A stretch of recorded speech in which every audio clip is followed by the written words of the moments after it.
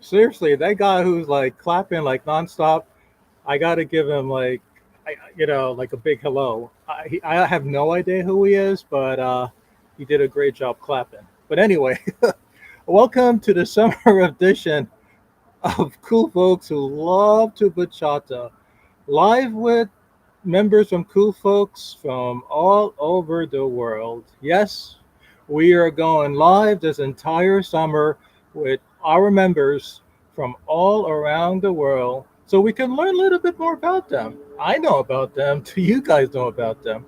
Let's find out more about them. What do they do when they're not dancing? What are their hobbies? What challenges do they face? How do they spend their free time with their family and their friends? So I'm just kind of curious. I mean, I read their postings and stuff, but let's find out a little bit more about them. So we continue summer interviews today with the magnificent Ricky Jenkins. She's in Alabama. I met Ricky recently when I used to live in Atlanta a few months ago at the Atlanta Bachata Salsa Fest. And it was an honor and a pleasure and a blessing to meet this young man. He's very sincere, he's very loyal, he's truly professional. And I'm just sad that I never met him earlier. But I had the opportunity to meet him. Actually, he came up to me. That tells you how brave he is and how brave I am. He comes up to me, he's like, Roswell, hey. I'm like, oh my God, who are you? Ricky's. So he's very, he's like the nephew I've always wanted to have. I mean, sorry, I already got like so many nephews. I love them, but a fifth nephew would be okay. So Ricky, we're gonna bring you on in a few minutes. We're gonna talk about some stuff, okay? Couple quick announcements. Um, we're gonna go live with Kelvin tomorrow. Okay, and next week we're gonna continue our last week of the summer interviews. We're gonna meet with Jonathan Amaya. We're gonna meet with Tabitha. We're gonna meet with Maria. I'm gonna meet with Jimmy Boo. Then I'm going to take a vacation for 1 month. It's August. I haven't done anything this summer. So my mom is like, spend some time with me, son. So the entire month of August, I'm going to be doing a lot of traveling. One of the places I'm going to go to is DC. Lee has been very nice enough to offer discount tickets to members of Cool Folks Who Love to Bachata who are planning to attend the DCBX event this August. If you guys don't have the code, let me know and I'll still be happy to share that with you. All right. Thank you, Lee, for offering that discount to each and every member. I appreciate it. Our good friends, Central Movement, are having their weekender event the first weekend in August right here in New York City. So I'm happy to, it's good to be back in New York. So I'll be attending that event. So if you guys are in New York City, come on out. If you guys are in New Jersey, my good friend Jonathan Amaya is having his weekender event. Okay, so go on out to that. Wendy and Rodrigo are having their event in Charlotte that same weekend. There's so many events going on in August. Oh my God. Oh, Melody and Miguel, they're going to have their Rasa event in Arkansas. I'm looking forward to that. It's my first time going to Arkansas and I'm excited. And obviously, the fabulous Denver Bachata Festival. Oh, and the list goes on and on and on for August.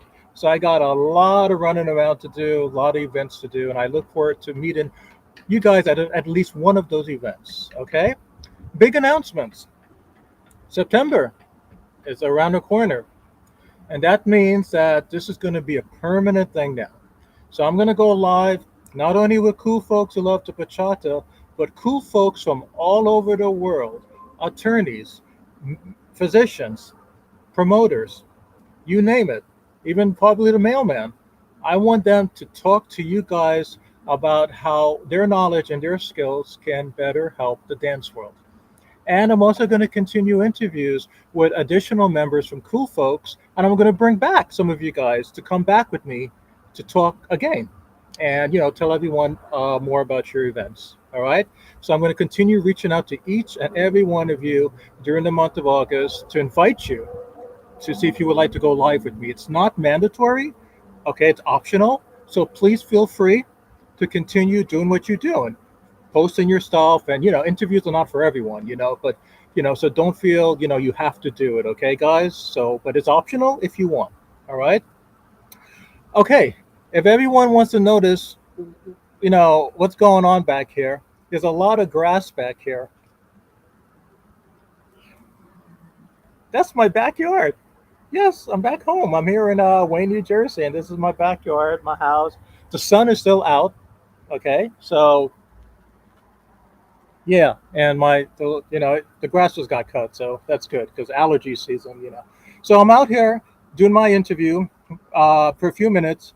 There's a lot of mosquitoes around me, and if they begin like biting on me, I'm gonna have to run back inside. So let's see how far I can manage outside. Okay, so I'm here, and I'm super blessed, and I'm super happy to be with Mr. Jenkins. Mr. Jenkins, hola. What's going on? You can call me Mr. How are Jenkins you, and all sir? that sort of stuff. So, I'm good. I'm How good. are you? Thank you How much. are you? Um, I'm looking at it. You remind me of a young Obama. You're sitting back there, what looked like the White House, the president's chair, and I like that nah, the picture back there. It's like, and it. I mean, you just look so, like White House type of guy. You know, so so. just a real chill time. That's all. Nothing too crazy in the background. I got some posters. I got a basketball jersey up. Just a few things, but nothing too crazy otherwise. Just me being me. Uh-huh. Wonderful, wonderful. Sir, you are fortunate today because it's beautiful outside.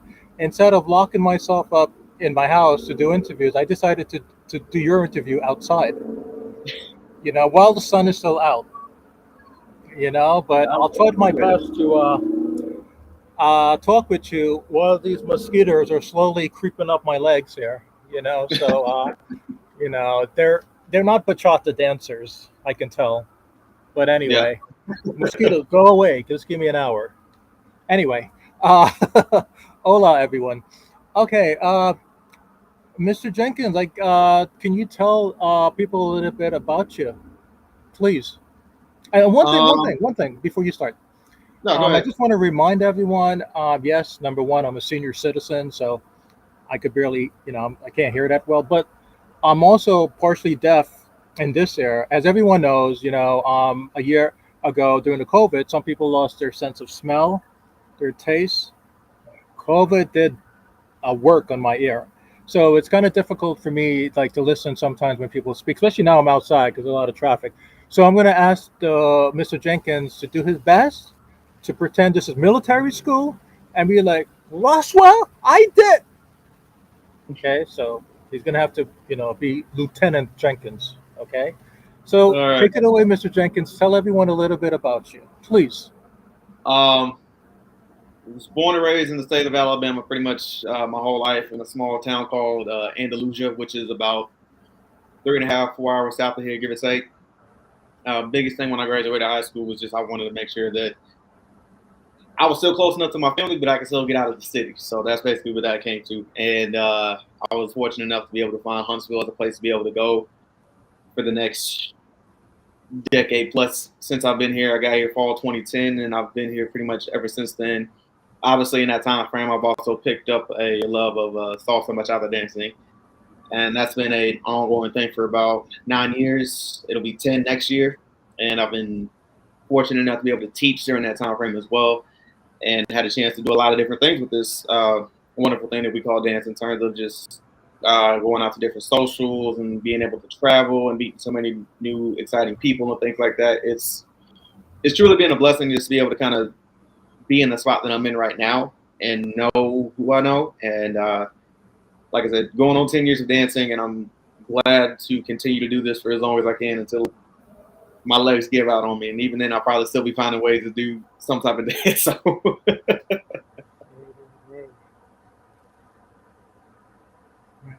Well, this is what caught my attention about you, right? Before I met you, um, last year at the 2022 Bachata Salsa Festival in Atlanta, you shared one of your postings, right. a video you shared, but one of your workshops. Hmm. So even before I met you, I said this guy's talented. He's very smart. He's very focused. He's a role model to all the young guys and the older guys. So I said, when I come down to Atlanta, as you know, I moved to Atlanta Right. this past November, and I said, I just got to meet you. That's one of my promises a year ago, and we met. So this is the video, and I'm going to share this with everyone. This is the video that uh,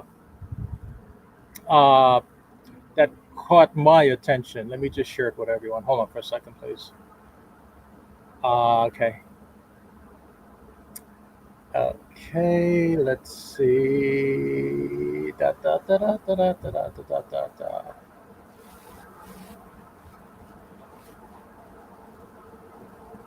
Island. Bear with me for 1 second, my friends. Okay, here it is. Okay, check out this video. I like this.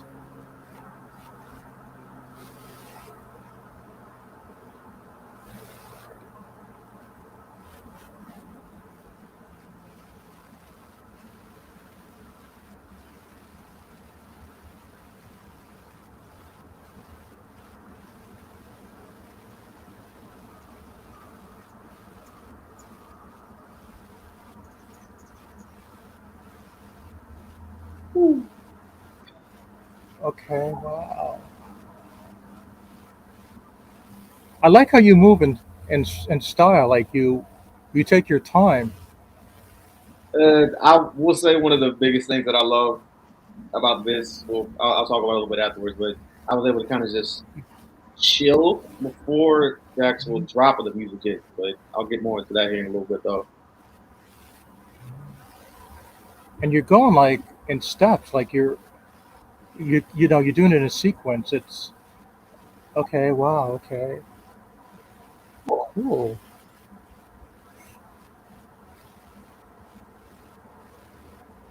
I love that turn. I love that turn. I love that. I love that. I love that. I love that. So let me ask you a let me ask you a quick question. Let me sorry. No, you good. Let me ask you a quick question. You're you're a role model at then and there. People are looking at you. You know. So what goes on in your head? Like for me, for example, I'm super shy. Believe it or not.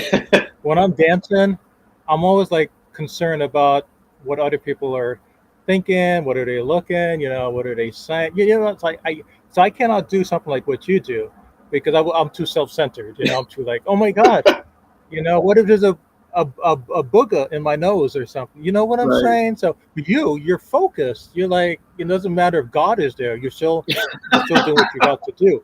So God or Jesus or one of them. So what goes on in your head, like in a setting like that? Like you're there, everyone is dependent on you. Like, what are some thoughts? Like, what are some scary stuff? Like, do you think that maybe, oh no, what if my shoelace opens, or what if the fire alarm goes on in the middle of while I'm turning? Like, how do you prepare yourself for the unexpected?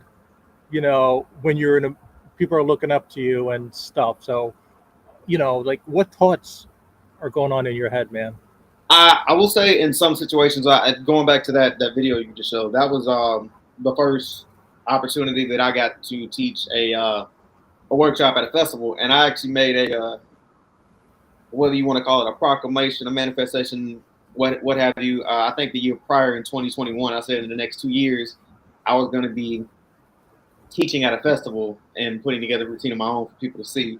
And then you fast forward that following year in 2022, and I was luckily enough, Eric Ordonez, who was one of the promoters with ASBF, so shout out to him for even being able to give me that opportunity in the first place. Said, hey, give you an opportunity, you want to teach at ASBF. And in the back of my mind, I'm sitting here thinking to myself, I had to withdraw all my excitement at that moment because I'm like, is this really happening? Did he really just say this? Like, what's going on here? So in the back of my mind, as he's telling me this, I'm sitting here just like freaking out, going crazy. And in the months leading up to that workshop, I'm sitting here trying to go over every little thing, just trying to be meticulous about this step and that step and all this other stuff, just trying to make sure I have everything ready to go. And even as I'm doing this prior going into it, I'm talking to a lot of my friends and everything else, and they're saying, you're going to be doing great, you got this. While I will say the perfectionist in me was trying to make sure that everything went right, while at the same time realizing that at any given moment something can happen. So I'm just like, you got to prepare yourself for whatever. And kind of going with like what you were asking, there are some situations where I'm just like, I just kind of have to roll with the punches regardless of what may happen. You were asking like what happened if my shoestring was untied. I made it a point to make sure that my shoe was like double knotted up and tied to make sure that didn't happen. But even in some settings, like you got to think about it, like because you're doing a workshop and you're going over the same moves constantly, like again and again and again, making sure that you're good and ready to go. And even in that setting, it was like nerve wracking for me. Like when I got down on the floor and everybody was like actually filming and things like that. So what a lot of people didn't at this point they probably do, but like at that point, like as I'm on the stage, like I kind of felt like a weight lifted off my shoulders because I'm like I'm in my element. I'm just all it is just dancing. You're just coming up with something intricate for people to learn. And having had the chance to do that, it was like um, a new exploration for me because I'd never gotten the opportunity to do something like that before. And even in doing it, I was just like, you got to realize how many people have done this before you in just that opportunity. Like, there's a lot of places you've been, people you've seen that have been able to do workshops and stuff. Not everybody's fortunate enough to be able to do that. And the fact that I was able to, I'm extremely thankful for it and having been given the opportunity to do so. But you kind of have to keep that mindset. It's like, whatever happens is going to happen and just you have to prepare yourself for anything. So it's like if a fire alarm's going off in the middle of it, I'm just like, do I stop or do I keep going? I'm like, I'll just finish it out until otherwise and then probably get out at that point. But it being you talk about being an inspiration and a role model. I never necessarily saw myself as that in the dance world, but in the I say short time I've been doing it. I've been doing it almost 10 years, so that's anything but a short time amount. But in the time that I've been doing it, I've been getting a lot of praise and you know compliments from people just talking. It's like, hey, I really appreciate what you do, and like I said, you look as if you're going to be doing great things and stuff like that. And then even going with this set of footwork stuff that I've done, it's kind of led me down another path as well, just to be able to kind of explore different things in terms of like just more footworks and kind of pushing myself to see what else can I learn, um, what more can I do to push myself to continue to get better and better every day. Yeah, I mean that. I mean that.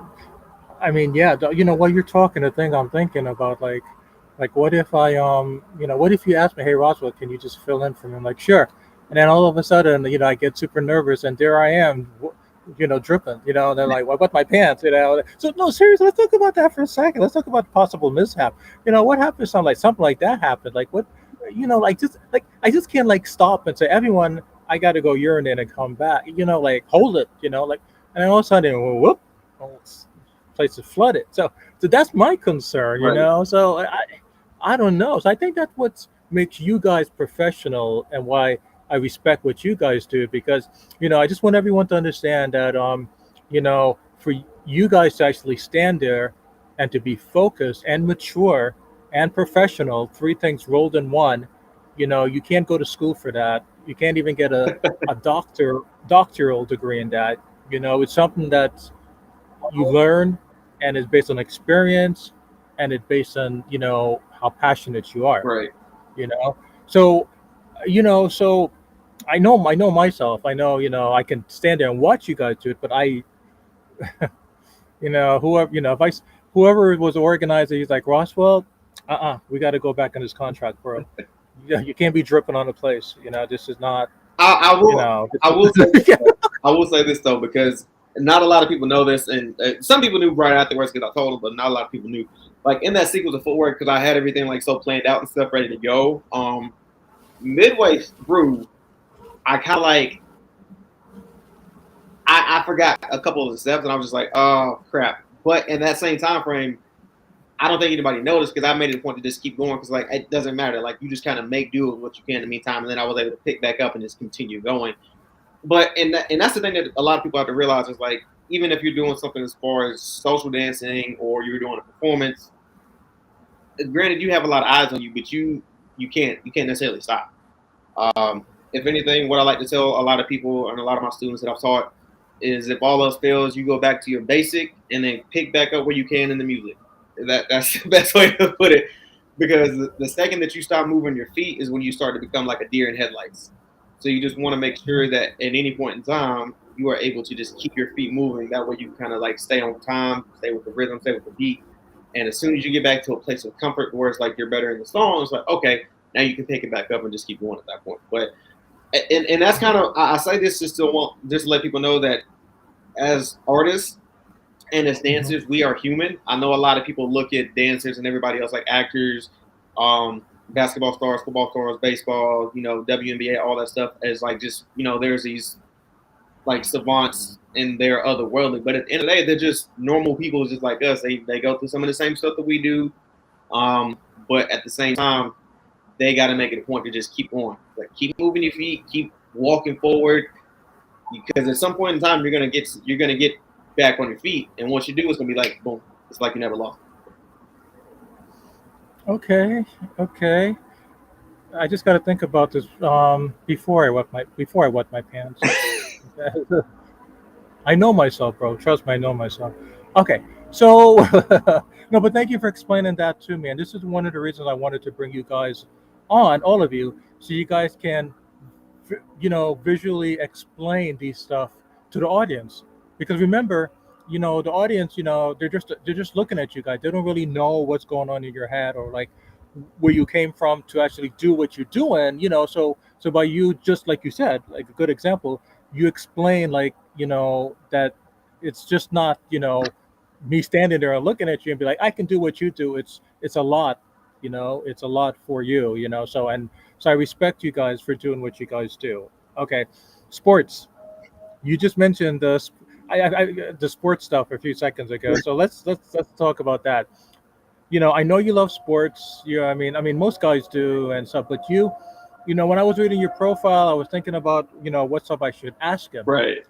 And I saw all of these football like posters and like all of these like postings and like go back and forth between you and your I think your family and your friend. So let me Right. ask you a quick question. Sports. How and I think I might know the answers to this. Did did the love for sports, which I know you have, did that somehow better molded you to do what you're doing now and dancing? Like how is it transparent? How is the sports? I mean, there has to be that like for me, for example, the reason I'm doing what I'm doing is because when I was younger, I'm way older than you, bro. I grew up with like Oprah and Barbara, in the '70s and the '80s. So, I knew some of the stuff they talked about that one day I'll be doing something similar to this, Hmm. So that's what molded me, So, but how did the love for sports molded you into the love of dancing? That's actually a really good question. I don't think I've ever been asked that before, and then because I don't think a lot of people put like those two together. It's like, oh, you're a big sports fan, you're also big into dance. Like, I don't think most people kind of realize that because a lot of people know me for either one or the other. There's few that know me for like loving both. But um, I guess in that aspect, in the terms of like just loving sports and loving dance, like I guess from that standpoint, it didn't take me long to get invested in it. Um, because once you kind of get that love for sports and stuff like that, it's kind of like it kind of grows and makes you into like somewhat of a different person, so to speak. Because like I said, people look at you as one way, and then they look at you when you watch sports and like that, and it's like a completely different entities and things of that nature. And then I feel like other people view me in that same light, like when I'm doing stuff in terms of dance stuff. So like you're getting three different people, I guess, in that sense.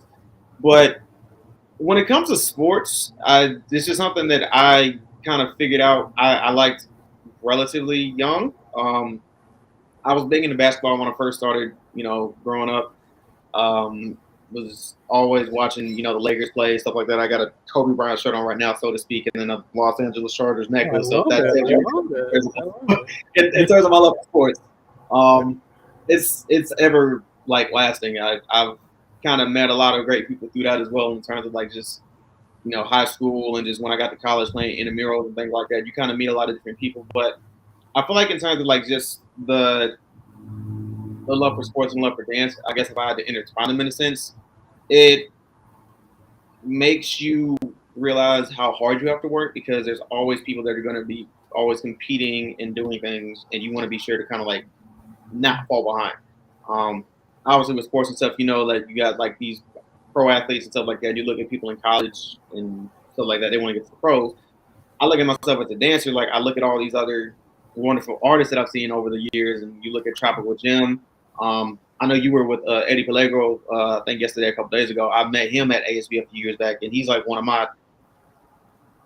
He's an idol of mine, but I also look at him as a friend because he's done a lot of great things, and I love his energy and things like that. So I want to be able to kind of like keep in touch with him in terms of like what his energy and things are like that too.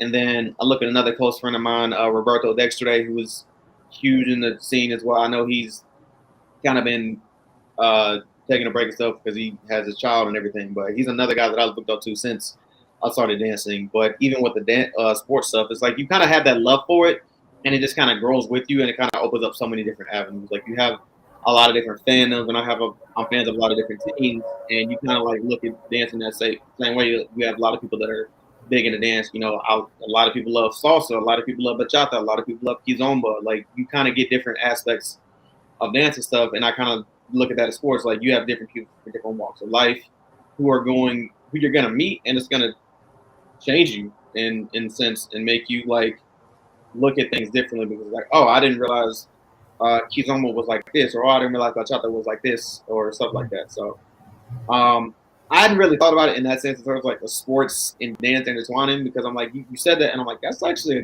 good question because I've never had that asked to me before, and somebody like you're the first one to do it, so I had to sit here and think what is the best way to kind of like combine my love for those and kind of how that makes me right now. But in that sense, I just say it as you look at it is it makes you they both want make you want to work that much harder to kind of like catch up with those that are above you in a sense, like your peers and things like that. You want to kind of match them, and you develop a love for it that you want to kind of be involved with it as much as you can day in and day out, whether it be like watching videos or actively getting into it or teaching or just watching a seminar on something in terms of like sports and dance related. You just want to kind of be involved with it as much as you can day in and day out.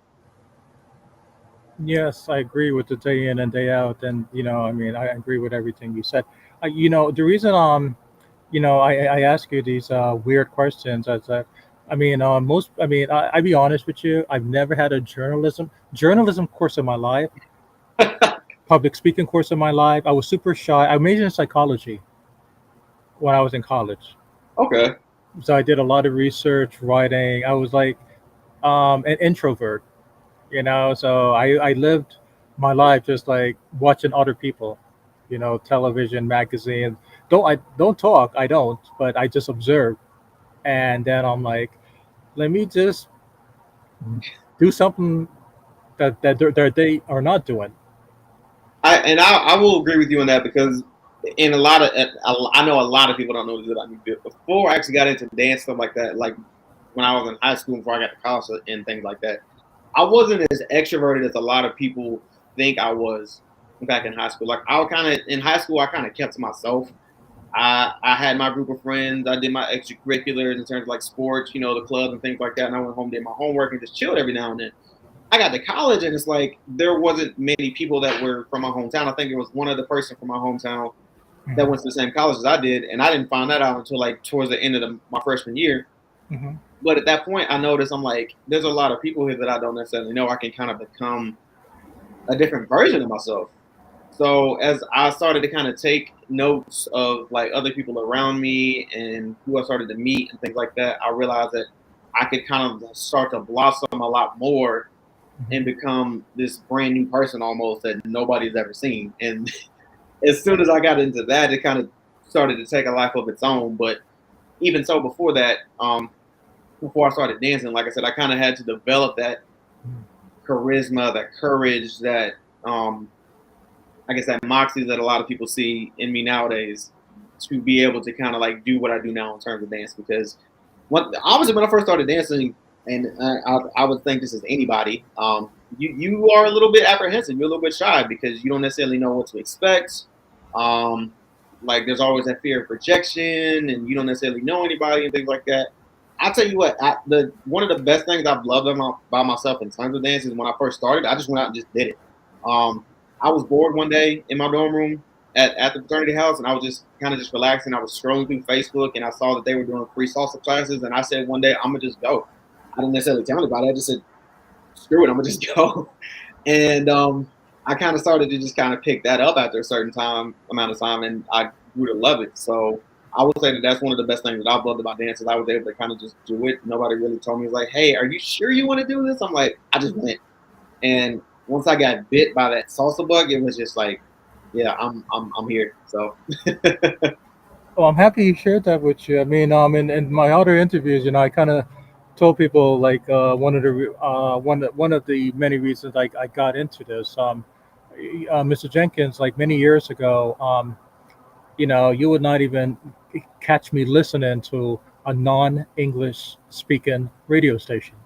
Every music that I listened to in my life has to have been something that's in a dictionary, something that I research, or something that I've heard.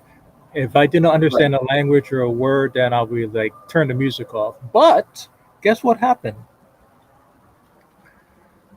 I dated I dated someone from the DR Okay. because let me see. Let's see.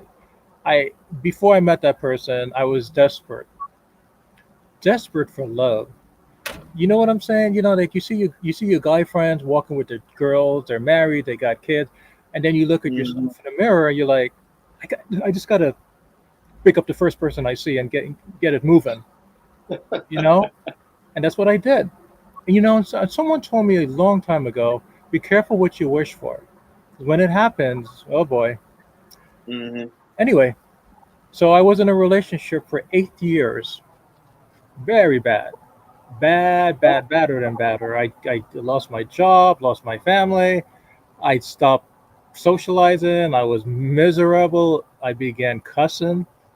Someone like me. I mean, it was like I don't know. It was like I was not cool, man. Trust me, I was not. And then when I broke up, I almost said, that's it. There's no point of living because I was, in my 40s. I'm like, oh my God, I don't have children yet. I'm going to another job. Like criticism, criticism. And I said the best thing to do is just like go up there and hang out with Jesus, Mary, and the rest of them. Mm. And all of these thoughts going in my head. And I said, hell with psychology, hell with being educated, hell that, I've got my master's and so. And I said, that's it. No one will want me anymore. So before I decided to end it that one fatal night, I don't know what happened. Something told me to go to a bachata dance festival, right? Just do what I got to lose. I was about to like end my life that night. What do I have to lose? So I decided to brush my teeth, put some gel in my hair, put a shirt on. It wasn't really clean because I haven't done laundry in a long time because I fell into depression. And I entered my first bachata social. I don't know if it was in New Jersey or New. I forgot, but I just popped in. Now let me remind you, I don't speak Spanish.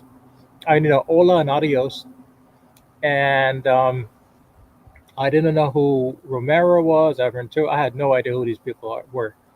I just walked into the dance floor, and before you know it, I have a bachata platform called Cool Folks Who Love the Bachata. So I guess what I'm trying to say is that music saved me not only from a broken heart, but from ending it. So after the social was over, I realized that there's so much more I can do on this planet. Why end it right now? I mean, I can create a platform for 2,800 of the world's greatest dancers. I can put them live with me. I can go get my doctoral. I can travel the world. I can go to Texas. I can go to Miami. I can go to Atlanta. I can so much more I wanted to live for. Right. And then I realized there's more to life than a broken heart. And what I realized also is not good to force stuff because there's a reason, no matter what religion or spiritual meanings you believe in or don't believe in, things happen for a reason. It may not happen for your reason, but it happens. And you just have to go with it and just trust yourself and let it be. And Right. that's what happened. So I'm not saying I'm perfect. I'm not saying I don't cuss. I mean, God knows I just cussed my mom up 2 minutes ago, like I normally do at 8 p.m. before I go live. But my point to you is that, and to everyone, is that try not to force stuff, let things be, and be open minded. Just because you don't speak a different language, somebody looks different from you, they're older than you, a different language, a different skin color, a different gender, a different ethno background, whatever. It doesn't mean you can't appreciate them. So I guess what I'm trying to say, I learned to love bachata, and that's one of the main reasons it's called Cool Folks Who Love to Bachata. Not cool folks who like to bachata, cool folks who love to bachata. Right. Okay. All right. I know I'm going off I'm going off the interview here like I normally do. Now, do you see why social media is on my back for like going over an hour with you guys? Because it ends up you guys are interviewing me instead of me interviewing you. Okay, so I let's say, get back on look, track. it's your Okay. platforms. I mean, it's all good. It's all good. So, so anyway, and you remember your girl. Remember, I don't want to get her mad. I don't want to be like, you talking to that crazy man again? Okay, so let's continue. Okay, so family. So you come from a big family. Right. Your brothers, your sister. It was like the Alabama version of the Brady Bunch. I mean, what you make the sixth child? It's siblings, five siblings you have, right? No, no, no, no, no, no, no, no, no, no. So I have a lot of people that I claim as like my blood, my brothers. They're not biologically my brothers. I just claim a lot of people as my brothers. But for me personally, I am the oldest of three. I have two younger sisters, and that's pretty much it. I'm my mother's only son, so I kind of have that fortune as being my mother's only son and her oldest child at that same time. So it's just me and my two sisters, and that's that. As far as siblings is all I have. Okay, hold on for a second.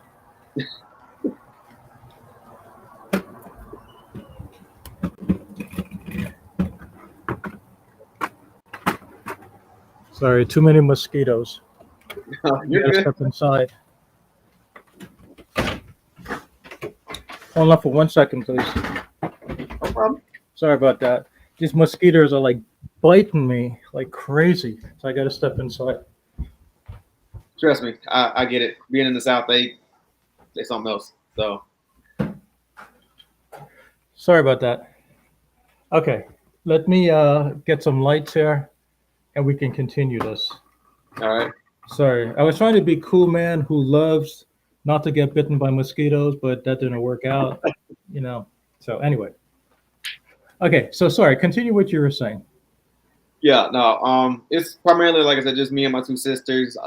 Those are all the siblings I got. I have a lot of people that I claim as my brothers because they pretty much are brothers to me. I don't have any, so it's just a blessing to me to be able to claim a lot of my friends that I know for a while that I'm able to call brothers. But otherwise, it's just mainly me and my two sisters and a lot of nephews. So That's great. That's great. That's great. Were there like many like support? Like, did you have like a lot of family support and stuff? Like when you were entering the dance world? um, from the family, yeah, I will say like it took me like when I first got into it, like seriously, a lot of them looked at it as like, okay, all right, that's actually pretty cool that you're able to get into this. And then I think a lot of the support came from just a lot of the salsa and bachata community that we have here in Huntsville, and then even going forward just around the world. Um, a lot of people just kind of cheering me on and stuff like that. And I will say the one of the best moments that I've had in terms of being able to dance with family was in 2016, Mhm. where it was before Atlanta Salsa Bachata Festival was in Atlanta. It was in Huntsville called the Rocket City Latin Festival. Um, but obviously, it got so big it moved to Atlanta. I was fortunate enough to be able to dance in front of my mother, my grandmother, and my granddaddy at the time, and being able to perform in front of them. And also, I had a couple of my friends um, in the audience as well as a couple of my fraternity brothers that were helping volunteer. So at that point in 2016, it really was a big year for me in terms of dance, just being able to do that and perform in front of a lot of people that were close to me. And they Mhm. could kind of see the vision and see like the excitement and the happiness in my face when I was on stage and stuff. Because Mhm. not a lot of people necessarily see what I do in terms of dance, in terms of my friends and family, because I'm doing so much stuff and they'll see like videos and stuff afterwards. But for them to be able to see it live and in person, I'm like, that made me like the happiest ever in terms of dance because I've been doing it as long as I have, and I can't really say anything less about that. Like I said, that 2016 was a big year for me, and like I said, that was only like my second year in it, and it was huge to be able to do that in front of them. Okay, that's fabulous. That's great. Yeah, the reason I was asking because I know, my parents when I was younger, I mean they did support me, but they were like, you're gonna go get a college degree whether you like it or not, or zit. Like, what does that mean? Does that mean like I need to shave? No, son. It means it. I'm like, oh, okay. So all that dancing stuff, I had to like repress. Right, There's a reason I majored in psychology. I had to repress the love for that, and then bring it back up when they're old and gray and they can't say anything. right. So no, but yeah, I mean that's great. There's all because I always say when you have support, friends, family, or stuff, it makes life a little bit more easier in your career as well. Mm-hmm. So sorry about the music. It's a lot of people are passing by, so I just heard a little salsa stuff. Okay, so let me ask you some other stuff here. Let's see. Um, let's check out one of these videos. Um, And okay, this video is cool. Like this video is super cool. Okay, I'm gonna share this with everyone so they can see it. Okay, hold on for 1 second. Share screen. This is super cool. I love it. I love it. I love it. I love the shirt. Okay, you see that Yeah. video? Let me put some sound. So let's maybe.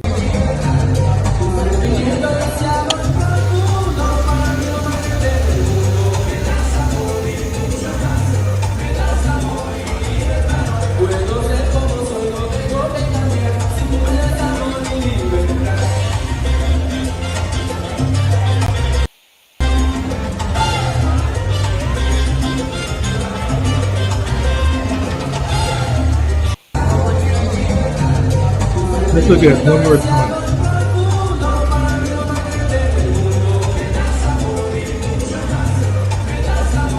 I like that how you turn it.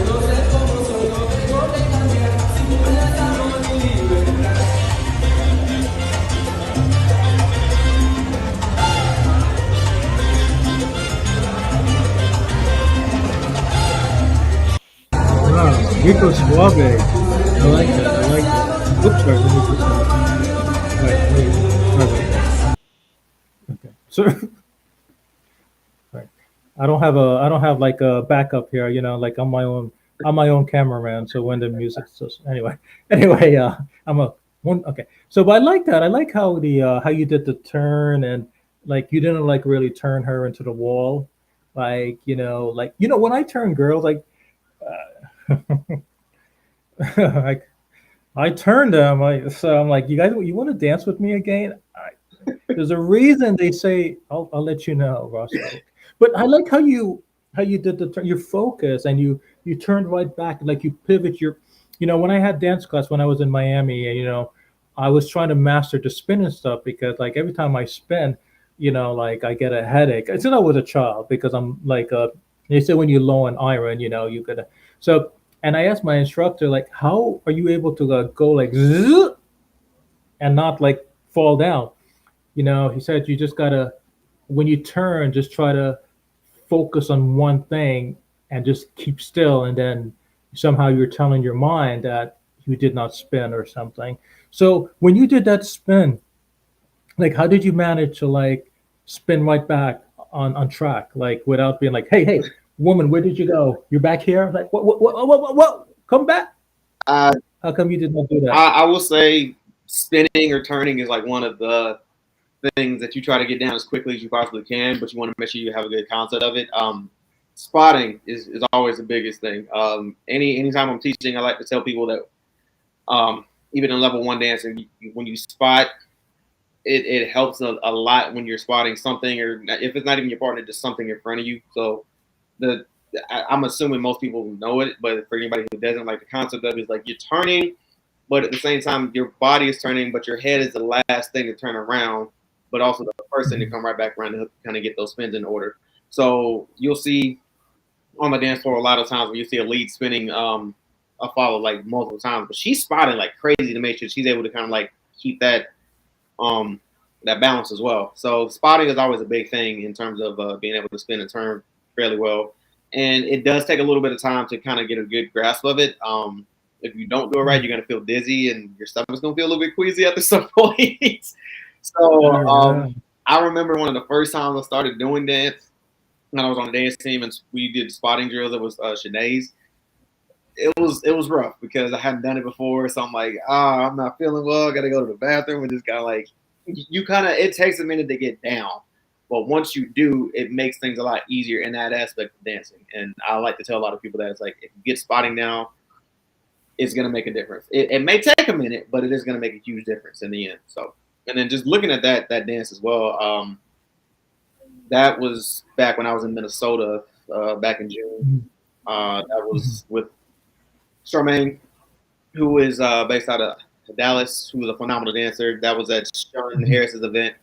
It's called Dancing with the Stars. Basically, with that was he had brought in a few dancers from around different parts of the U.S. It was like, hey, I want you to come in to Minnesota this weekend and just kind of like act as a star and dance with a lot of the people that we have here in the scene. And I was like, say less. Like I'm all here for it. It was definitely a fun time as well. So when he reached out to me, I was honored, and it was an exciting time because I got to meet up with some people that I hadn't seen in a while. Summer came, who was in Michigan, and then Reba, who's in Chicago. So I hadn't seen them in a minute, and then I met Charmaine and a few other people there as well. So that was definitely a fun time, and it was an experience as well, just being able to get in that scene and just meet a lot of those people there. So definitely a good time. Now, speaking of Dancing with the Stars, I love that photo. The front cover I posted today Right. to do the announcement. I mean, you look super sharp. You look like you just look like you're just walking home with the Oscar awards. No, you look. You know when you go up there, you get that award, and you look good. You look pretty. You say your speech, and I'm like, I'm out of here with my award. So, but you look like you're walking down the stage like, yes, I did it. I, So I like that photo. Let me try to pull it up so everyone can see it. A good shot. Okay. Here's one of it. Okay, so let me just share this with everyone because I love it. I love how you got all dressed up. I used to work in retail, so after working in retail for like 9 years, I'm used to noticing how people get dressed. right. So I like it. So let me just pull it up real quickly. Okay. Um.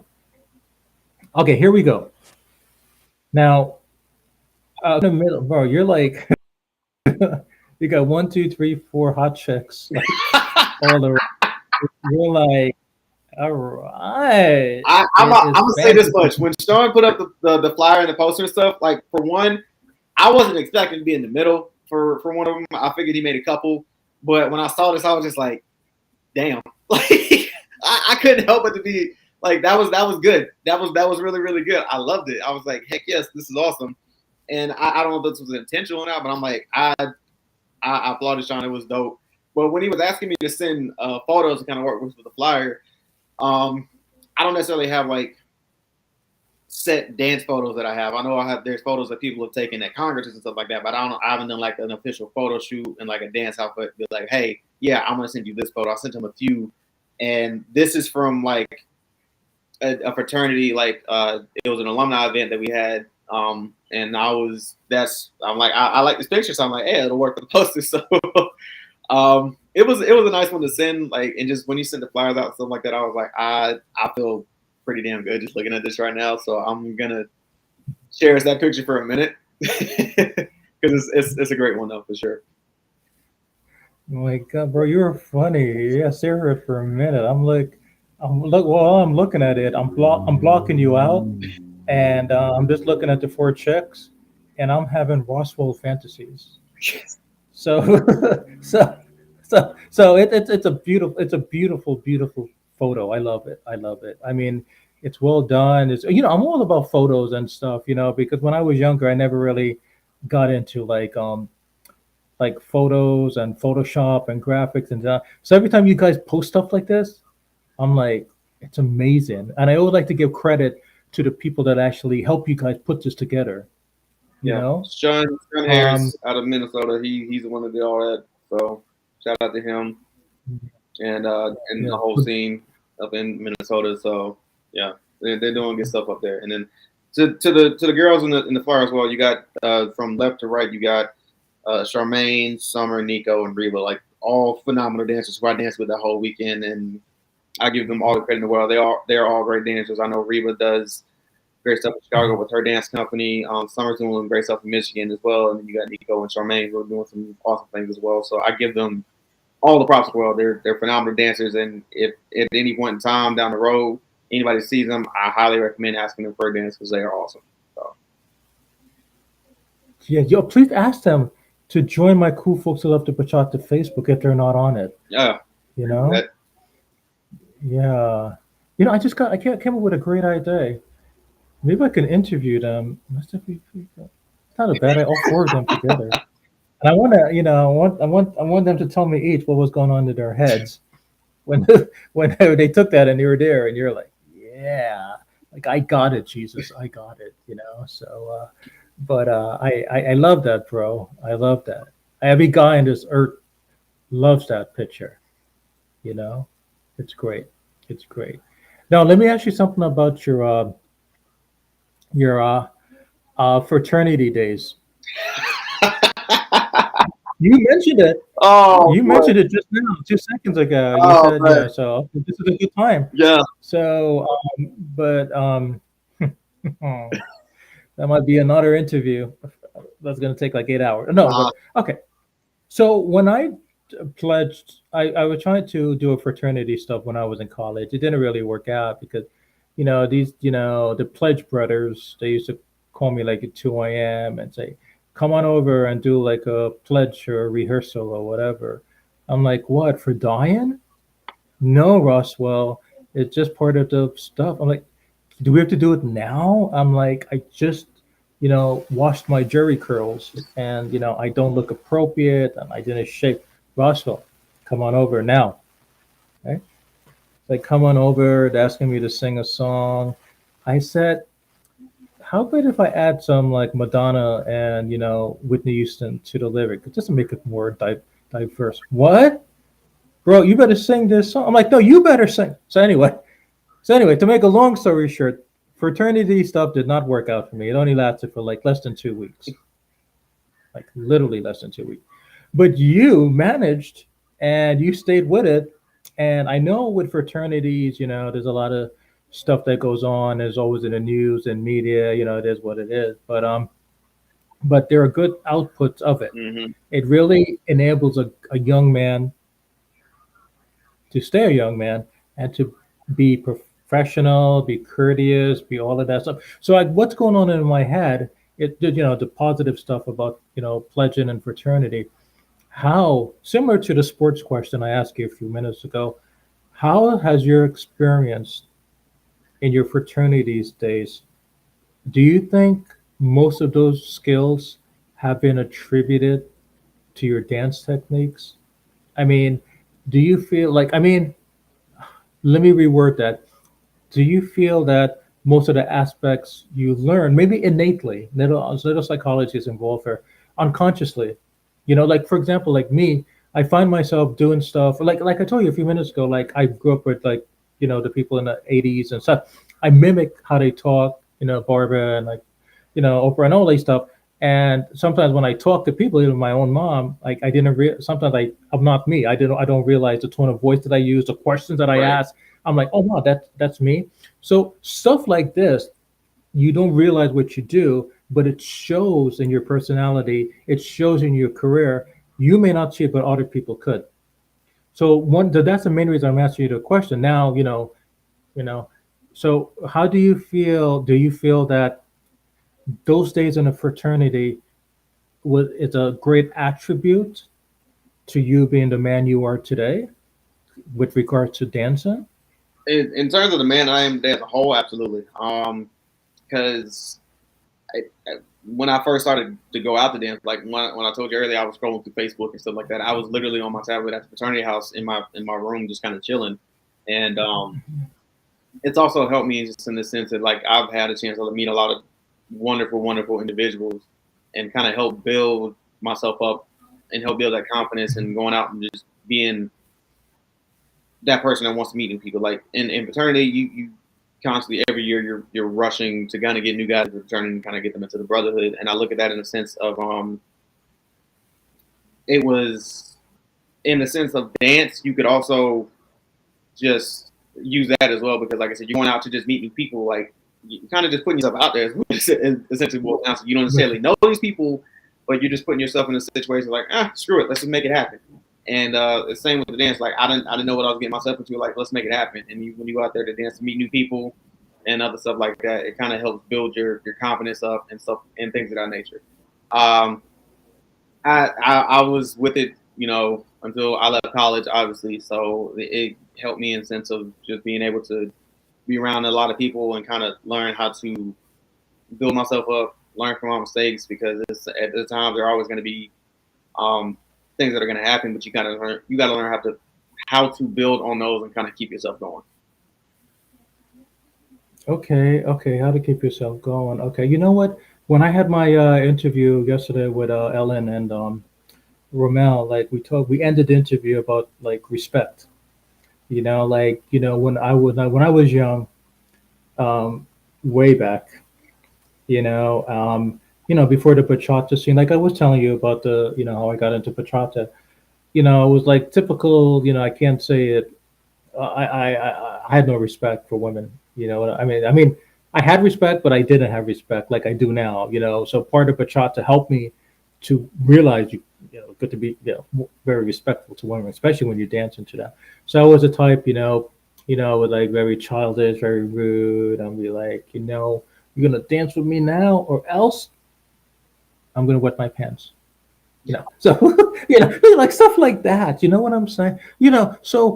So I guess what I'm trying to ask you is that fraternity, when even though I was at my stuff for like less than 2 weeks, I still felt like it was like a respect. It was a respect type of learning that I acquired. So to you, did you feel? I mean, do you feel that you learn to have a little bit more respect, not only for people in general, but for women? Did the fraternity stuff enable that? I mean, I know every fraternity is different, and I'm not here to like say anything bad or good or whatever. I'm just saying that, relating to you as a dancer and a man, and part of dancing, like you dance with every woman on this planet professionally as part of your job. But do you feel like if you didn't do the fraternity stuff, do you think you know he would not be? It has a lot to do. Your past has a lot to do with who you are, Right. man. So how did the I, fraternity help you to be more respectful to women? I will say this. My mother and my grandmother put me in a good enough position to where I felt even going into college, I had a good amount of respect for women. Okay. Um, I don't feel as though the fraternity like hindered that at any point in time. Okay. If anything, it added on to it. Hmm. But I knew from an early age, my mother and my grandmother pretty much raised me well because growing up, my mother was a single mother for a majority of my life. Okay. And for the longest period of time, it was her and my two sisters. So it's like you grow up in a house full of women, you're gonna learn how to. I would imagine, at least hope so, that you learn to have that respect for them 24/7. Hmm. And that was the case. Like you want to make sure that you kind of have that embedded in you from the get go. So, like I said, when I got to college and going to the fraternity things like that, I didn't feel as though the fraternity was gonna hinder me having respect. Like I said, it made even more sense for me to kind of help, amplify that more and have even more respect for women. And even Hmm. going into the dance, like you go into bachata, like you have to make sure that you have to be have nothing but the utmost respect for them, especially when it comes to like depending on who you as that urban or sensual type of bachata. Like you don't want to go into this dance expecting to like do 20 body rolls and the lady's gonna want to be close to you. You kind of have to have a, a a feeling out process, like Hmm. initially in the song, or just kind of like in the first few 8 counts of the dance, kind of get that idea. It's like, okay, maybe I can do certain things because not every follow is gonna want to necessarily dance close to you, and if that's the case, then that's fine. But you have to be able to respect that at the end of the day, and if you don't, that's gonna make it extremely difficult for leads, any lead to want Hmm. to dance, to be able to dance with the follow, because if you don't have that respect for them, people talk.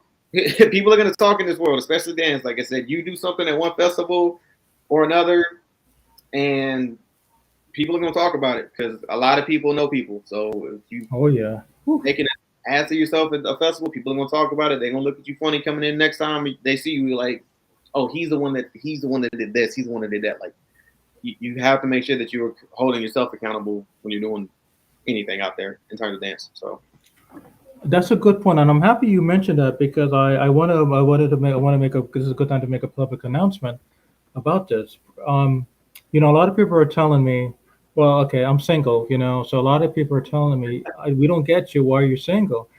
You have one of the world's greatest bachata Facebook with the most gorgeous female dancers on this planet. Roswell, what is your problem? You can go out with any one of them, call them out, go dancing with them. They know you, they see you, you're talking live. What is your problem? Mr. Jenkins, exactly what you say. That's the thing that I gotta remember every day. Because now that I'm in social media, my mom says you're a celebrity. So I'm like, really? You didn't tell me that when I was born. What the hell? She's like, yeah, you're a celebrity. You gotta be careful what you say, what you talk. How you approach people. even how you dress. But I got to work on the dress part.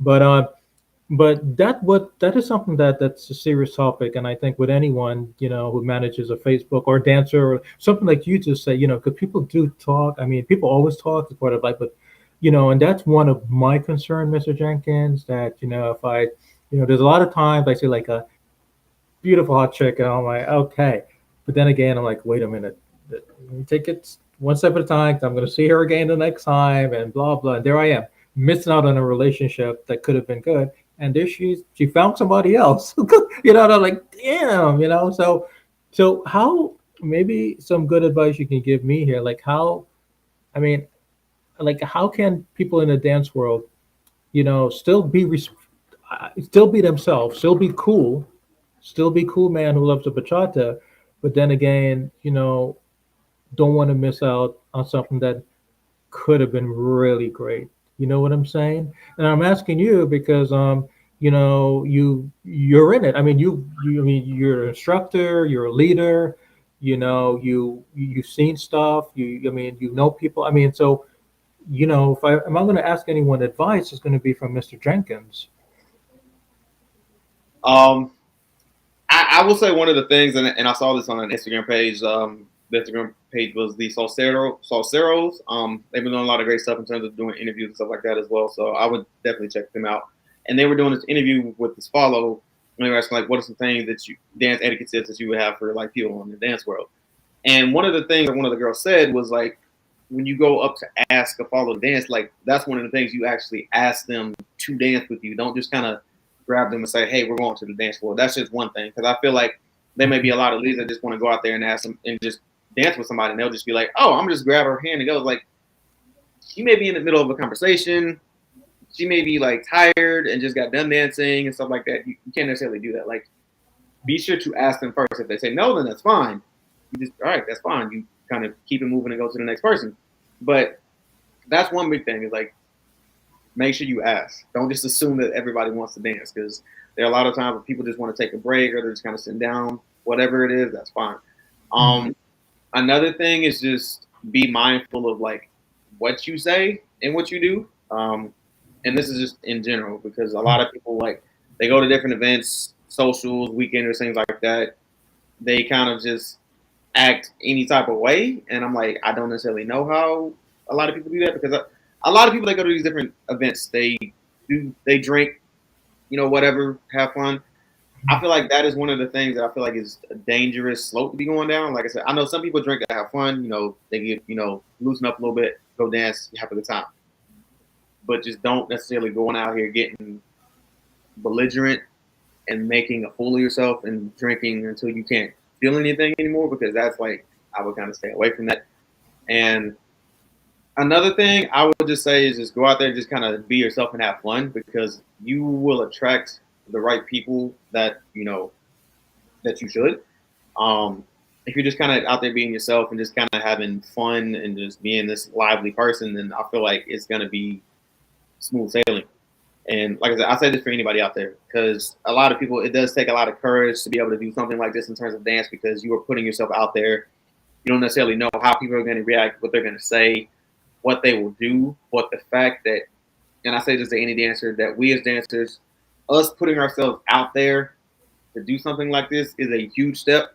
And I say that for anybody else who's doing anything, just do not be afraid to put yourself out there, because you never know what may come of it. Like, I'm sitting here 9 years ago in my dorm room, not necessarily knowing what's going to happen, and now I'm sitting here today doing an interview with with you on the Cool Folks Who Love to Bachata. And you would have, if you told me that 9 years ago, I'd have been like, what are you talking about? I don't even know what I'm doing. Like, I'm barely getting my basics down and doing a right turn. You think I'm gonna be doing this 9 years from now? Like, I wouldn't have been able to do. I don't think I would have been able to comprehend that 9 years ago. But here I am, and it's been a fun ride. So.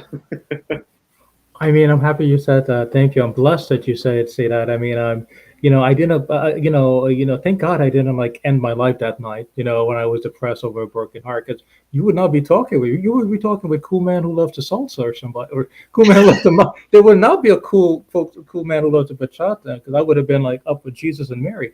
But I'm happy you said that, because it's amazing how life is, because like, you would not, you didn't imagine 9 years ago you would be here, and I would not imagine I would be here, and that goes to show that it's good to, like it's one of those, it's like one of those scenarios like college.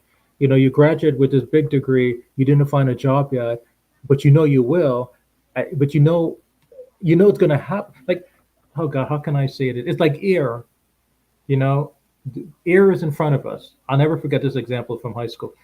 Um, the question is that, do we see air? That was my high school professor. He asked all of us in chemistry class. I'm like, I guess I didn't think about that. I think I didn't even know air is air. I just know it makes me live. And he got us thinking, especially me. He's like, Roswell, just because you don't see something in front of you, it doesn't mean you can't respect it, or you can't absorb it or learn from it, or just because you know the complete the, what your answers are not there yet, it doesn't mean you should go the wrong way or forget about it. Sometimes you just have to follow that instinct, or just follow what's in front of you and just hope and that it's going to lead somewhere. You know what I'm saying? Or something like Mm. the like Dorothy on a brick road, the yellow brick road. You don't know where, how far it's going to be or where or whatever, but you just know it's the right way to go or the right thing to do or something. So I guess what I'm trying to say is just that with the thing about, I asked you about respect, what I just said about ear and everything, and you know being mindful when you're on a dance floor, especially you're a man, is that you may not have, not you personally, Mr. Jenkins, but just in Right. general, you guys may not have all the pieces together in front of you, but believe me, the pieces are looking at you. Okay, so in Right. those scenarios, it's good to still continue that path, continue to plan, continue doing what you're doing, and then things just happen to find you, and it just, like my mom say, things just have a way of working out. Definitely. Definitely. I know I've been watching too much Dr. Phil. I know, I know. People are like, I am old. I know I'm old. I can't help it. I'm old school. Look how I dress. But seriously, respect is important, and that's the problem I had, and rejection. A girl said at first when I started the bachata world, it was about rejection, and I'm like, what the heck? Like, you rejected me? What? Am I not black enough? Like what's up with, what do I need to do to prove to you that I got what it takes? So but I learned, I am part black, as everyone knows. I learned that just be respectful, just be real, be true, because it's a professional environment, and ask, don't grab, that be like, ask the woman, but just so everyone knows, I'm so cool. So a lot of women, cool folks, know me by now. So they know when I grab them, they're like, Roswell is a nice guy. We're not gonna slap him yet. You know, he's a nice guy. But yeah. But Mr. Jenkins, let me ask you a quick question. Oh my God, there's so much I want to ask you. Let's see. We covered the photo. We covered the two videos. What did we not cover here? Let's see. Let's see. We covered. Oh, I see something dirty. Mm-mm. Is your grandma there? Tell her to go to bed. This is a good time to turn it off. Oh my god. Here we go. You ready for this? Facebook is gonna love this. The ratings are gonna Oh, go up tonight. Check this out, everyone. Facebook is something else. Check this out. Your glasses are gonna pop out. Okay, here we go. And I got something to share with everyone. Okay, let's see. Mr. Jenkins, do you remember this? No, no, I'm just kidding. Okay, this favorite quote here. Okay, I'm gonna read it out here. Okay, I'm about to say, 'cause my eyes are bad, so yeah, I love the quote here. I'm not even. Could everyone see this? I guess. I mean, let me make it a little bigger here. I'm sorry. I have bad eyesight. How's that? Do you think that's readable, Mr. Jenkins? Everyone can see. I love this quote. Um, okay, it is not the critic who counts, not the man who points out how the strong man stumbles, or where the doer of deeds could have done them better. The credit belongs to the man who's actually in the arena, whose face is marred by dust and sweat and blood, who strives valiantly, who errs, who comes short again and again, because there is no effort without error and shortcoming. But who does actually strive to the deeds, who knows great enthusiasms, the great devotions, who spends himself in a worthy cause, who at the best knows in the end the triumph of high achievement, and who at the worst, if he fails, at least fails while daring greatly, so that his place shall never be with those cold and timid souls who neither know victory nor defeat. Theodore Roosevelt wrote that? All of that? I, That that's a lot. I'm That's a lot. I'm honest with you. That quote has been on my Facebook for forever, and I forgot I even posted it. The fact that you found it, I'm It's like, either that or those little like, diaper pictures. I'm just kidding. I'm just no. kidding. I'm just kidding. No, no. But seriously, that's a good quote. I just came across that, man, and it's a lot. So those are strong words. Like if you notice, I was embarrassed to read some of those stuff because it's like very academic. It's very literate. It's very, um, I don't know, man. Like how has that helped you in the dance world, or maybe before the dance world? I mean, I that's a To lot. be honest, I can't remember when I put it up. It might have been in high school, it might have been in college. I'm not 100% sure. It's been Okay. stuck there, and I haven't touched it since. But Um, just looking at it now, looking at this quote, it in a sense is making you realize that there are a lot of times where nobody's watching you. You have to be making it a point to put in the work. Because the people that get ahead are going to be the ones that are constantly working day in and day out. If you win, you win, because you tried. If you don't, if you fail, then at least you gave it everything you had. You can at least say that you gave it your all. You didn't necessarily just do nothing. And even in dance now, look at it. Um, I've been doing this for 9 years. I've been lucky enough to teach for 5 of the 9 years that I've been dancing. And every day I look at myself, I'm like, how can I continue to improve? How can I continue to just become a better dancer? How can I continue to strive to be an inspiration to other people? And in this quote, it is kind of speaking. I'm speaking it out loud, essentially. Um, make it a point to do stuff day in and day out. Make yourself better. Don't give up, because the second you give up, it's like all that work was just for nothing. Like what was the point of putting in all the work if you were just gonna stop? mhm. And even in now, there's some other ventures that I'm doing with dance that I'm looking to hopefully be able to execute here in the coming months and maybe within the next year or so. And it's all because I've made it a point to just keep going. I don't want to stop. I've been dancing for 9 years, and while at that point in time, like, you still want to make it a point to still take breaks every now and then to kind of keep yourself from getting burnt out. Don't stop learning. Don't stop executing. Just keep going. Okay, that's words of wisdom. Okay, I mean, I found that interesting. Not many people have stuff like that, but that's and that goes along not only with dancing, but in general, with careers, relationships, family, friends. I mean, those are strong words. Very strong words. You know, and if anyone is cool, this guy is definitely cool. I like that. It's very knowledgeable. You know. Um, I was young when I did this. So like I said, it could have been mhm. some years ago. It could have been in high school. I don't know. I just like the quote, and I just put it on my Facebook. It's like, I like this. Why not? Yeah, Those are- sure. Sure. Wait, hold on for 1 second. Because I stepped in from outside and I didn't put the battery with me. So let me just plug this in so I don't lose you. no, you're good. You're good. Okay. Sorry about that. Okay, No, so let's see, can we covered everything? Let's see. What advice do you have for children children. like me?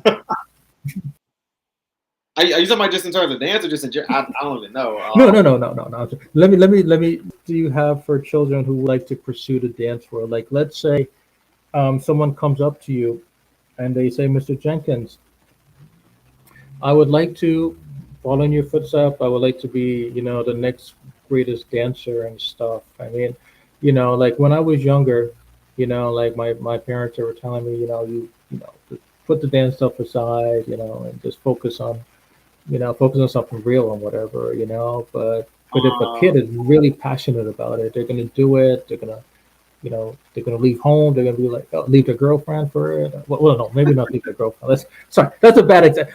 Okay, my point is that if they really want to do it, they're gonna do it, and right. they're gonna do it. And what are you gonna tell them, sir?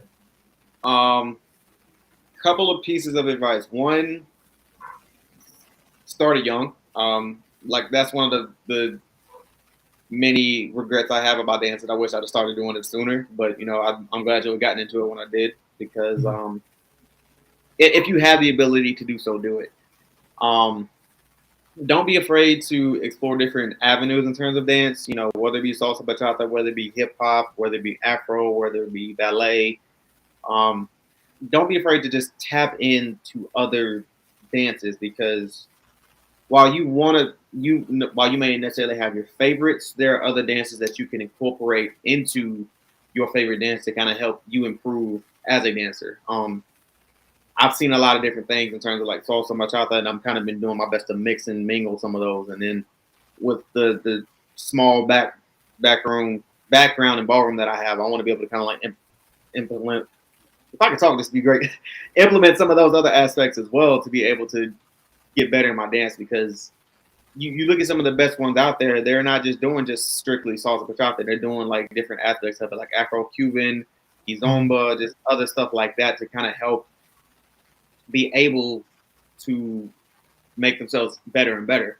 Mhm. And that's not to say that you can't necessarily just be dancing salsa bachata and you can't be great because you can. But those dancers that are like at the top of the top make it a point to just see where they can get in and like dip their toes in it. It doesn't necessarily have to be a lot, just a little bit here and there just to kind of get some inspiration. And you never know what you can create. So Mhm. um, I would say that as well. And then asking for help. Obviously, there's going to be times where you don't necessarily know what you're doing, but if you can ask for help, just I say do that because that goes a long way and that can open up doors that you never thought imaginable. And at the end of the day, don't lose sight of why you're doing it and have fun because I know a lot of people do this um, for the money. Some people do it for they do it for the fame, but never forget the love of why you do it because you started out doing it for a reason because you love doing it. Then you saw other people doing it, the money stuff like that. There are times where I go back and look at myself every day. Like to the first few days I started dancing, I'm like, I've come such a long way. And if I can look back at that 22-year-old Ricky Jenkins right now and tell him like, hey, in 9 years you're gonna be doing this. Um, Keep it going and don't stop dancing and realize why you did it. I did it because I love it. I did it because I wanted to do something different. But at the same time, you never really know who you're gonna inspire to do what. That's always like one of the things I love about dance. Like there's a lot of inspirations that a lot of people out there that have inspired me, and I'm hoping that I can be that same type of person to be able to inspire others to do this. Like because, like I said, somebody might be watching you. Somebody may be watching me in like 10 years from now.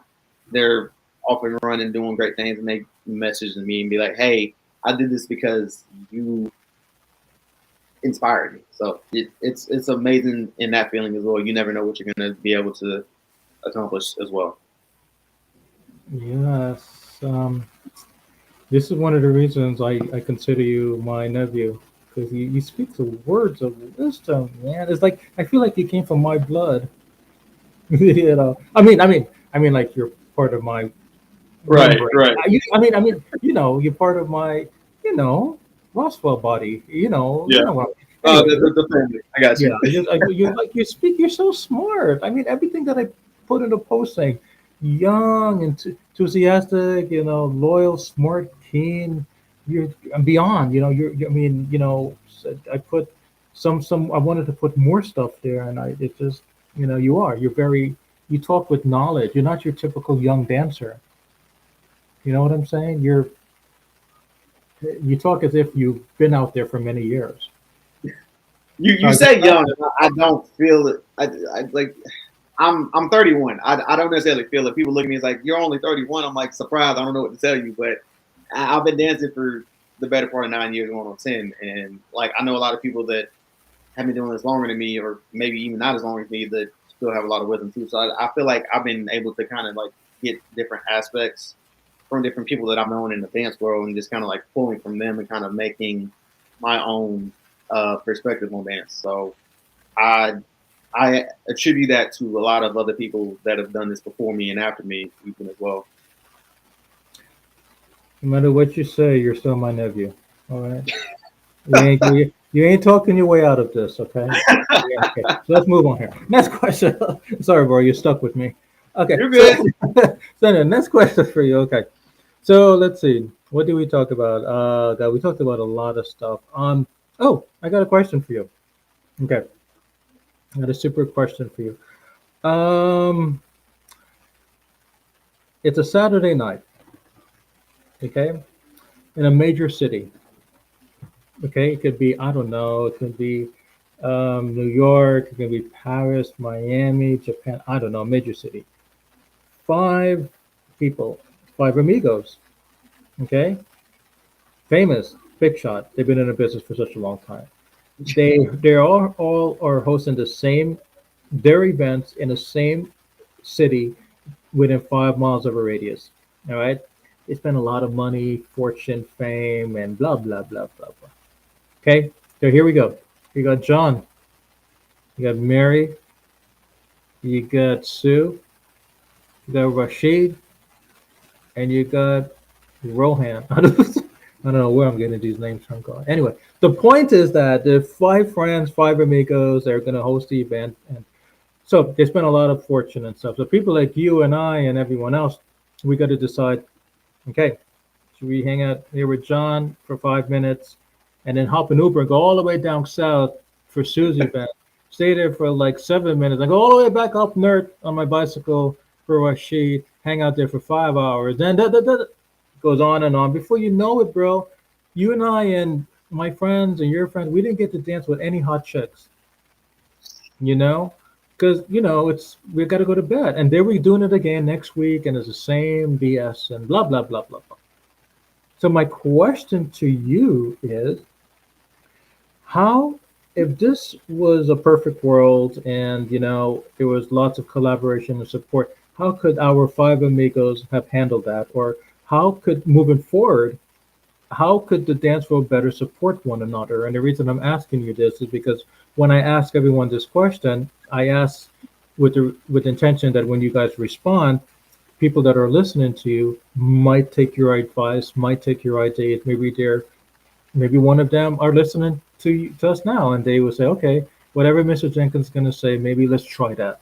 So Roswell, don't go live again and talk about this. So what advice can you give to dance world on how they can better collaborate, support one another in a situation like that?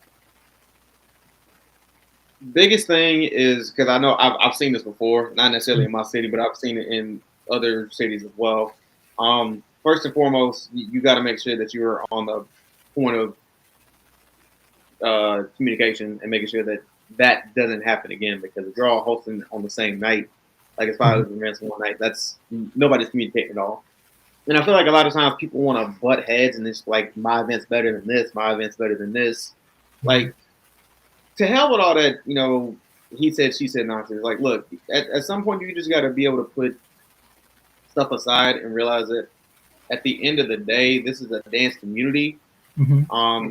And you don't want to be splitting hairs and like, hey, I like this event, I like their event better than this because of X, Y, Z. Like, find a way to kind of like get a couple of y'all to do the same event, like collab on one night, and then the next weekend, two more y'all do a different event or something like that, and just make it a point to actually talk to each other and figure out what the heck is going on. And I know for a lot of people that might be difficult because pride gets in the way. You don't want to be the person that says, all right, I messed up, I did this. Like, to hell with all that. Just be adults, be able to communicate and say, hey, how can we better put ourselves in a better situation so that we don't have this again? Because I doubt people want to go to try to go to 5 different events in one night within like the same radius of each other, because that's money you happen to spend on all these. No, I can guarantee you nobody wants to do that. So ahead of time, communicate, put all the pettiness aside if you can, and just come together for one night and then go from there. Okay.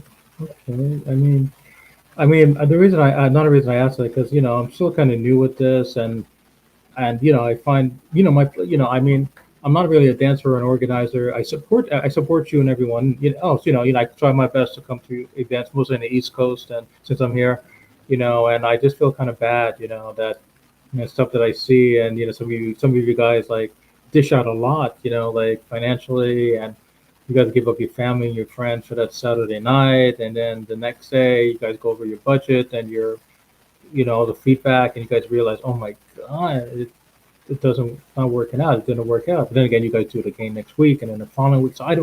So I just figured, it's part of the business. It's part of being, I don't know, macho. It's part of, I don't know. I don't know what it's a part of. So I'm just curious. Maybe it's just not. Maybe it's not a concern to even bring up in interviews. Maybe it's part of the business, or maybe there's something that I don't know. That I. But anyway, so I just want to, bring it out here. So if there are those people that are concerned about stuff that similar to what I'm concerned about, and because the economy is very bad, like right now. I mean, who would want to, be super macho and be like, you know what, I'm hosting this, you guys should come, and it doesn't matter if you guys come, I'm still going to advertise it and blah blah. So I'm just trying to be nice to everyone, trying to help all of you guys out, not just, you know, our five amigos, but everyone, you know. Right. So I appreciate what you just said, and I just hope your response is reaching out to whoever is out there that really needs the support and everything, you know. Something I feel I was gonna ask you, I feel like I ask you every. I mean, see, we talked about the family, we talked about sports, we talked about, your. Let's see, what did we not talk about? No, no, I'm just kidding. No, we're not like talk to you about that when we're not lying. So Alabama. So you're in Alabama. I was in. I've been in Atlanta since November, but I came back to New Jersey because my mom, as everyone knows, I take care of my 80-year-old mom who has osteoporosis. She's not well, and I had to bring her back here to New Jersey to see her family. But I was in Atlanta since November, so she can see her family and stuff. And I got the opportunity while I was in Atlanta to visit some of the world's greatest events by the community of Atlanta, the dance events. So I was very astonished and proud of what I've seen. The dance community has grown tremendously throughout the state of Georgia. Good job, guys. Um, so Alabama, I kind of like maybe just passed it every now and then when I was going to Florida, what I never really, you know, um, but back in the days, Alabama was, I didn't feel like so okay or comfortable, like hanging out there looking like this, 1 a.m., going to a dance place at 1 a.m. Say, hey, girl, you want to dance with me?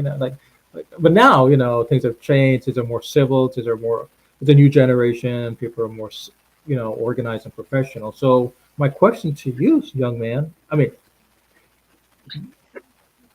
young, older man, is how, in your view, how has the dance scene expanded exquisitely in bachata in Alabama compared to back in the days?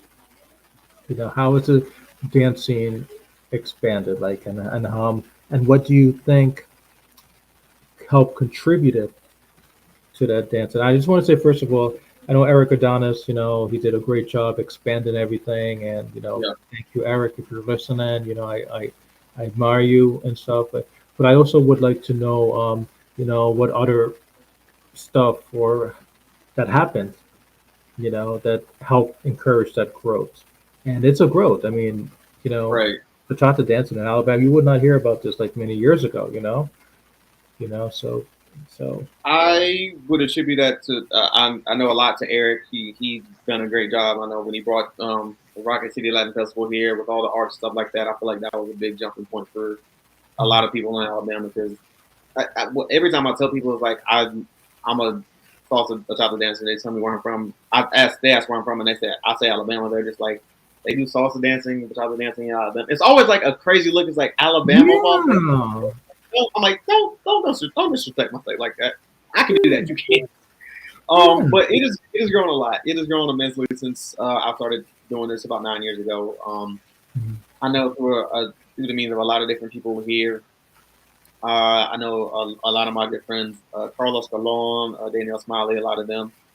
Gabrielle Gonzalez, who runs Baila Huntsville here, she's done a great job in terms of like keeping it afloat as well. Mhm. With classes that are normally done Tuesdays and Wednesdays throughout the week and Mhm. things like that. They have their wine and salsa socials and things like that, and it's always great to be able to kind of have that to be able to go to as well. And then not even in just Huntsville, I give a huge shout out to Irene and Victor. They're down in Birmingham. They run Ivy Motion. They've been doing a lot of great things in their scene down there as well. And they got their teams Mhm. and all that, and they've done a great job with just their teams, and they've had a chance to kind of travel and do stuff as well. And I've had a chance to go down there and just kind of see what they do. And it's amazing and beautiful to see that Alabama has the scene that it does as a whole. And Mhm. you look at where everything is just gone since then. Like I said, obviously Huntsville's expanded as well as Birmingham, but to see the scene kind of still be where it's at right now is a blessing in itself. And you've seen a lot of people come and go. You've seen a lot of people that have stayed through the whole time, but it's always a great thing to see people because you're seeing that there is a new reach for people who want to continue to dance and just learn something new, whether it be for just a month, a year, 5 years, a week. It doesn't really matter. But to be able to kind of see people still coming out that are brand new who haven't done this before is always great to see because you're still making a point to get that reach out to them. Okay, okay, that's great. Where do you see the dance industry going in the next like 5 years? The bachata industry, like where, like it's grown, man. It's like back in the days, it's like it wasn't such a big thing. Now, I mean, everybody goes. Like, my mom was just telling me that yesterday. Son, like this bachata stuff now, they're advertising it in the grocery stores and at the supermarket and the retail store. You got the shirt, the hat. It's growing. I mean, Mm-hmm. for thanks to you and your colleagues and stuff. But 5 years from now, do you think like this bachata mania stuff is like really I gonna like how where do you see it going like in 5 years from now?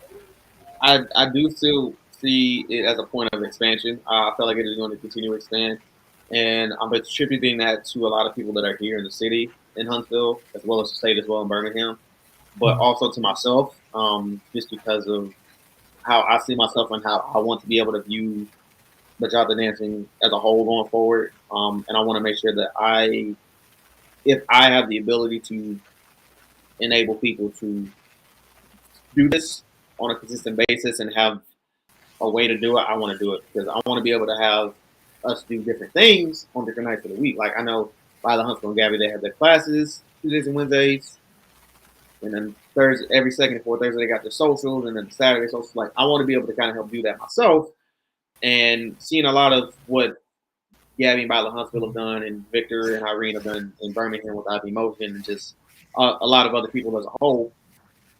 I want to be able to set myself up to be able to do stuff like that going forward.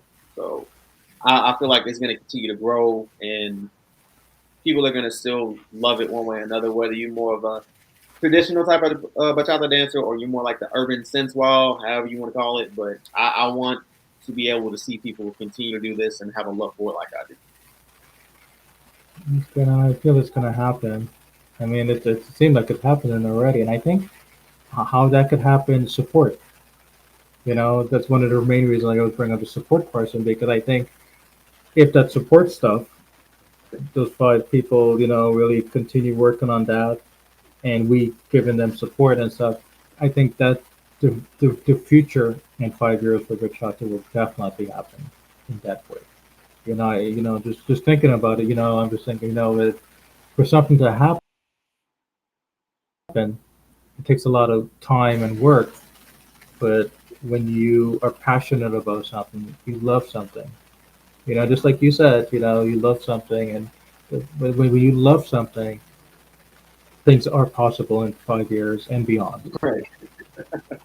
So it's great that you made that you made that clear, in your response, and I appreciate what you just said. Okay, so it's almost 10 o'clock. I mean, did we break the history of talking for 2 hours? No, no. Suave Beats. Let's see. No, sorry. You almost there. Suave Beats and I, we talked. Let's see. Oh my God. Let's see. It was 8:15. We started at a little late. No, 8:30, 9, 10, 5 minutes before midnight. We talked a lot. Social media is like, I gotta start billing you, Russell. You're using our platform to talk about what bedtime stories? What the you know, so so I got a real. I can't help So it. lose track of time. I just Like, made an announcement a month ago that hey guys, guess what? We're gonna go 30 minutes or less, and what we're doing, we're going 30 days or less talking. So I can't help it. All right, guys. Huh. Cool man who loves bachata. Kiss it up. Anyway, so anyway, no, but seriously, what are some major events that are coming up uh, that you would like to let everyone know about? And I would like to know also because you know, I mean, so I plan to come back down south after the summer and maybe come out to one of your events. So, what are some major, or a couple like stuff that the yeah. dance floor should be aware So of? Bailame, it's a festival's going on in Minnesota. It's going to be around Halloween weekend. It's October 26th through the 30th. Um, I know the guy I talked about Mhm. earlier, Sean Harris, is the one that's kind of putting that on, so that's going to be a fun time as well. The last time I went actually was in 2019. That was, before COVID came and kind of shut everything down for a little bit. But it's a very fun event. Um, I highly recommend it. There's a lot of fun. I met a lot of great people there, so that's going to be an awesome time as well. Uh, I'm also looking to hopefully go to Dallas in September. I think the Dallas Bachata Salsa Festival. I think I know they're doing a contest right now to see who can win a free pass if you can kind of put some creative footwork together. So I'm gonna throw my hat in the ring on that and kind of see what I can come up with, and hopefully I can win a free trip there. So we'll kind of play that out and see how that is, and then obviously we're looking ahead to next year. Atlanta Salsa Bachata Festival, March 7th through the 11th. That's going to be a fun time as well. So I would say keep your eyes locked in on that. They've already started to make some announcements of who they're bringing in. I know they have Tropical Gym and Empire Mambo, so two of the bigger groups that a lot of people know about. So um, those are some events that I'm looking to go to and kind of be at. So be on the lookout for those. And then just other stuff that I got going on right now. Big thing is I'm looking to have a solo prep. This is going to be like the first time I've ever done a solo before. Because a lot of stuff I've done in the past has been team stuff. But I told myself I wanted to kind of take that next step and see what I can do in terms of doing a solo. So I've seen a lot of people before me do this, and I want to take my chance to see how this plays out, and hopefully have a chance to be able to do this at a few festivals and kind of get my name out there and let people know it's like, hey, I'm Ricky, I'm from Alabama, I'm I'm here, so this is what we're gonna look at. And I didn't really think about this until just now. Like this is kind of marking like next year will be that 10-year anniversary that I would have been dancing for. I feel like what better way to mark off an anniversary like that in terms of doing this for 10 years and kind of debuting a solo and seeing how that plays out. So I'll say be on the lookout for that. It's gonna be one to look out for sure. I think you should do it. Oh my God, bro! If I was in Alabama right now, I would just like give you a big hug. Do it. No, sir. I Like, like I've that. already gotten in touch with my boy Roberto. He's already helped me cut the music and stuff. So at this point, I've just been sitting down trying to Good. figure out how to do choreo and what I want to do and different aspects of the song. And like, I'm a perfectionist, so I want to make sure everything is dotting You on know my what? I's, crossing on my T's. So You know what? Let me share something with you. A few years ago, when I came to New York, I went to a social. I think it was Brooklyn or whatever, and someone who didn't really know me that well, they came up to me. They say, you man, you always in and out. I see you here. I see you there. You're not a spy. We know you're not a spy. We know you're not crazy. We know you don't have a bomb. So, what is it about you? Like, what's your deal? I'm like, I don't have a deal. I just come in, just I don't know. It just maybe I just feel like it's the right thing to do. And then I thought about the question he was asking me, and then I said, okay, I think I know the real reason I'm coming because I like to promote people. And when I mean promote, not the rich get richer, but bring skills out from someone who really don't know they have it, or they have it, but they need more influence. They need more support, and you know, when I was younger, I had that. I had that whether it was my family, the community, or stuff. I always had people around me that said, Roswell, we got you, and we got your hands, and keep on going, bro. Keep on going, son. Keep on going, friend. Okay?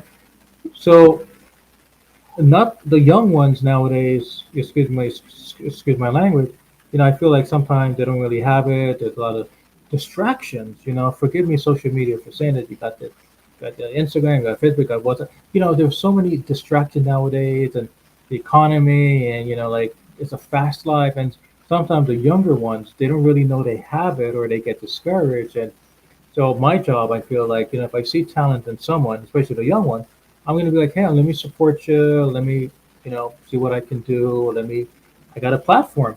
Cool Photos of Bachata. Why don't you start there? Start sharing your stuff there so you become known to the world. So you can become known to yourself. Right, Mr. Jenkins? So, That's a good. That's a so good point. hearing what you just said, I'm 101, and that's what I'm so proud of you. We're ending the interview this way because that's one of the main accomplishments for Cool Folks Love the Bachata. This is the main reason I'm going live with you guys. In a posting on a flyer, when you guys posted stuff on my platform, I didn't know you were going to say. How could you put those in the words? I mean, think about it. You can't. But this is your opportunity to say it in words, right? Right. So by you saying it, imagine all the other young ones, or even the older ones, or whoever, they're listening to you, and they say, okay, if you're going to do it, then they're going to do it. So you guys are really helping out people, and you guys don't know about it, but you guys are, and this is the main reason I'm doing this, right? Yes. I know. So I'm happy you said that. I want you to, follow up with me on this. If there's anything I can do, if I can help you with the promos or more, just share it. You know, God, man, my God, we got people sharing the same thing over and over, and the event ended 10 years ago. I mean, for you to share something that like this is like I don't mind. You can share it over and over, man. But please, congratulations to you, and I do it. Just do it. I got your back. All right, and everyone got your back too. Trust me. And if they don't, they got problems. Okay, so with me. Okay. Anyway, no, but go for it, man. Your events, the stuff that's coming up, Halloween and next March and all of that stuff. Post it. You know that, right? You're more than welcome to post it, share it, and after the summer, I plan to come back down south. Hopefully, I can see you again, and I can come to one of your events, or or if you're up in New York this summer, or by chance, if you ever come up this way, let me know. I can introduce you to some Right. super cool people who are cooler than me. And yeah, so thank you. Okay, and I want everyone to know before I go, guys, we have a YouTube channel. You know, um, Cool Folks Love the Bachata. The tapings are there, the recordings are there. It's check it out. Check all the recordings I did with your colleagues, and I'm going to do in the future. So please subscribe. I'm going to begin sharing your postings there as well. You know, look into Instagram. I'm going to begin sharing postings there as well. And beginning in September, this is going to be like a weekly program, and I'm going to bring out members from Cool Folks and members from all over the world to make give their perspective to the dance world. So it should be phenomenal. Okay, Mr. Jenkins, what are some last minute words you would like to tell everyone that's listening to you now? Besides that, Roswell is a cool guy. Besides that, okay, what else in addition to that you would like to tell him? For starters, I appreciate you reaching out to me and having me on. This is a great opportunity. to be able to kind of just do something like this. To anybody who's watching who is kind of thinking about dance and whatever, not even just dance, just in life in general, thinking about doing something, don't be afraid to just take the first step. You never know what's going to come from it. Um, a lot of great people in this world have started with just one step and they've gone to do great things. So be on the lookout for that. Don't be afraid to ask for help. And the biggest thing, whatever you do, just have fun. Um, don't forget the love of how you do things, and be sure to just continue to do what you love, though. But also be sure to take breaks because I say that with all the love in my heart. Because if you do dance as much as I do, or a lot of people done in the past, you have to be able to kind of like just take a break every now and then. Just kind of take like a week or two to kind of just reset yourself and kind of like not think about dance stuff, but just kind of have a chance to relax, not think about anything, and then get back in it. Because the worst thing that you can do is burn yourself out and to where you don't love it anymore. And I'd hate for that to be the case for anybody doing anything. So just be sure to pace yourself, listen to your body. If it says, hey, let's kind of take it slow for a minute, and make sure you don't burn yourself out where you don't love it anymore. Because at the end of the day, you started doing something for a reason. If you want to continue to do it, be sure to rest every now and then, but don't stop asking questions at the end of it all. Because the more you ask questions, the better things you get, the further you go. I don't know, I'm sounding like a philosopher. I don't know what I'm saying. That's kind of how I feel about it, though. So just be sure to ask questions. Don't burn yourself out. Have fun. No, no, no, you're fine. You're fine. You're just like my nephew, bro. You think like your uncle. Uh, Roswell number two. No, no, but I just wanted to say this real quick. I think I probably brought this up in one of the first, maybe the first or second interview I did back in after Christmas. I forgot who it was.